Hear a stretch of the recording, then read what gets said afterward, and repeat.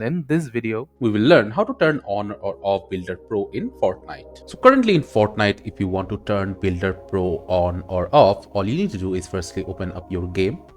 After that, head to the profile section from the top right hand side of your screen, then head to the settings tab.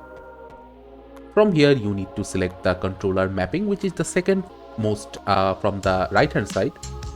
In here, you will find quite a lot of present, and one of the presents will be Builder Pro.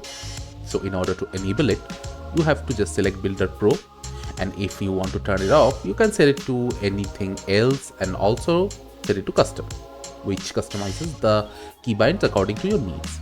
So after, if you want to enable it, after selecting, then click on the apply button.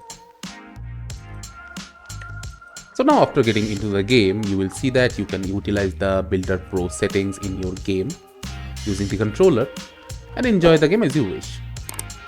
So this is how you can enable and disable Builder Pro in Fortnite and enjoy. Thank you for watching. Subscribe to our Topical Talks channel for more videos.